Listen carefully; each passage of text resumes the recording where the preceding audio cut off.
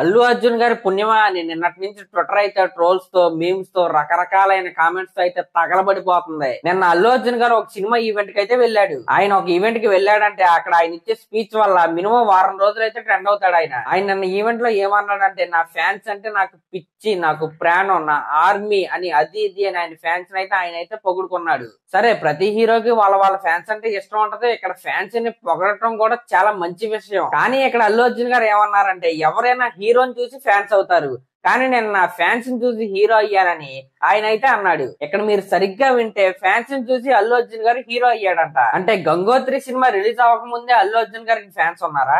ఆ ఫ్యాన్స్ ని చూసి, ఆ జన సముద్రాన్ని చూసి అల్లు అర్జున్ గారు హీరో అయ్యారా? ఇదేదో నేనంటున్న మాట అయితే కాదు. నిన్న రాత్రి నుండి ట్విట్టర్ లో అయితే అందరూ దీన్ని పట్టుకునే ట్రోల్స్ అయితే వేస్తున్నారు. నిజమే కదా, మరి ఫ్యాన్స్ ని చూసి హీరో అవటం ఏంటి కామెడీ కాకపోతే? అంటే ఆ ఈవెంట్ లో స్టేజ్ మీద ఆయన ఉన్నప్పుడు ఫ్యాన్స్ భారీగా ప్రేమతో అరుస్తూ ఉంటే ఆ ఫ్యాన్స్ అభిమానం తట్టుకోలేక ఫ్యాన్స్ ని ఎలాగైనా ఆనందపరచాలి, ఎలా అయినా పొగడాలనే అత్యుత్సాహంతో పొరపాటున ఆయన అయితే ఈ మాట అనుంటాడని నేనైతే అనుకుంటున్నాను. కానీ ఏ మాటకి ఆ మాట ఈయన ఫ్యాన్స్ వల్ల వచ్చే అది ఇది అని ఇప్పుడైతే చెప్తున్నాడు. కానీ మీరు ఇద్దరు అమ్మాయిలతో ఆడియో లాంచ్ ఎవరైనా చూస్తుంటే, ఒకవేళ చూడకపోయి ఉంటే అల్లు అర్జున్ గారి స్పీచ్ ఒకసారి అయితే వినండి. ఆ ఈవెంట్ లో ఆయన ఏమన్నాడంటే సినిమా బాగుంటే ఎవరైనా చూస్తారు, కానీ సినిమా బాగున్నా బాగోకపోయినా ఫస్ట్ టికెట్ తెగేది మెగా ఫ్యాన్ దే, మరి ముఖ్యంగా చిరంజీవి గారి ఫ్యాన్ దే అని ఆయన అయితే ఆ ఈవెంట్ లో అయితే చెప్పాడు. ఇంకా దాని తర్వాత రుద్రమదేవి సినిమా ఈవెంట్ లో అయితే నాకు ఒక హిస్టరీ ఉంది. ఆ హిస్టరీ పేరు చిరంజీవి గారు.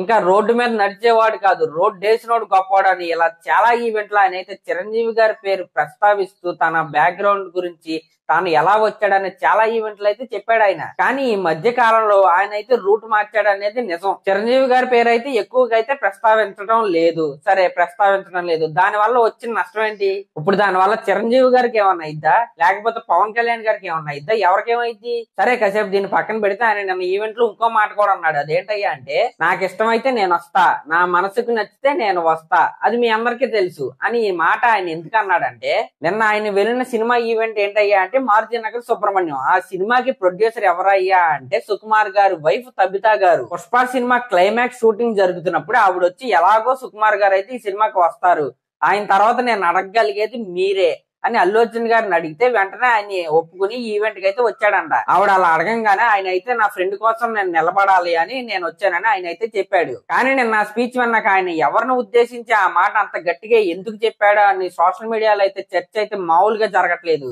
ఎందుకంటే లాస్ట్ ఎలక్షన్స్ అప్పుడు ఆయన వాళ్ళ ఫ్రెండ్ కి అయితే సపోర్ట్ కి అయితే ఒక ఊరు అయితే వెళ్ళాడు. దాని తర్వాత ఏం జరిగిందో, ఎంత చర్చ జరిగిందో నేనైతే ప్రత్యేకంగా చెప్పాల్సిన అవసరం అయితే లేదు. దాని తర్వాత నాగబాబు గారు ఒక స్టేట్మెంట్ ఇచ్చారని, ఇంకా కిరాకార్పి, ఇలా చాలా మంది చాలా రకాలుగా అయితే మాట్లాడారు. వాళ్ళందరికీ సమాధానంగానే నేను ఈవెంట్ లో ఈ మాట అన్నాడని చాలా రకాలుగా అయితే చాలా మంది అయితే అనుకుంటున్నారు. మరి దీనిపై మీరేమనుకుంటున్నారో కామెంట్ చేయండి. కానీ ఒకటి మాత్రం నిజం, ఒకప్పుడు అయితే అల్లు అర్జున్ గారు చిరంజీవి గారి ప్రస్తావన లేకుండా స్టేజ్ అయితే దిగేవాడు కాదు. మరి ఇప్పుడైతే ఆ ప్రస్తావన అయితే చాలా తక్కువ అయితే మనం అయితే చూస్తున్నాం. అంటే ప్రతి ఒక్కరికి ఒక స్టేజ్ వచ్చిన తర్వాత మనం ఎక్కడి నుంచి వచ్చామో మర్చిపోకూడదు. అలా అని ప్రతి ఈవెంట్ లో చెప్పాల్సిన అవసరం అయితే లేదు. కానీ కెరియర్ స్టార్టింగ్ లో రామ్ చరణ్ గారినైనా, పవన్ కళ్యాణ్ గారినైనా, అల్లు అర్జున్ గారినైనా మోసింది ఎవరో మెగా ఫ్యాన్సే, చిరంజీవి గారి ఫ్యాన్సే. గంగోత్రి సినిమాకి బ్యానర్లు కట్టారు, ఆ బ్యానర్లు కట్టింది ఎవరో? ఆర్య సినిమాకి బ్యానర్లు కట్టారు, బ్యానర్లు కట్టింది ఎవరో? అప్పుడు ఎక్కడ ఉన్నారు ఫ్యాన్స్? లేరు కదా.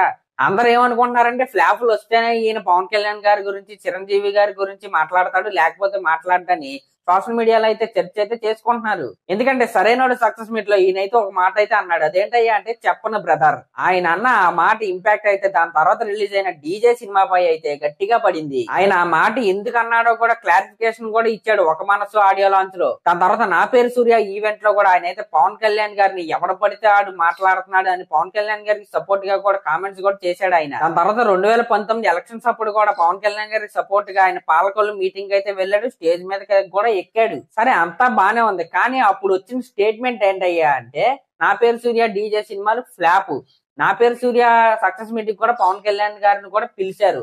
ఇక్కడ జనం అందరూ ఏమంటారంటే అంటే ఫ్లాపుల్లో ఉంటేనే ఈ అల్లు అర్జున్ గారు వీళ్ళ పేర్లు అయితే చెప్తాడు. ఇప్పుడు పుష్ప సినిమా సక్సెస్ అయింది, అలా వైకుంఠపురం సక్సెస్ అయింది, ఇప్పుడు చెప్పాల్సిన అవసరం ఏంటి?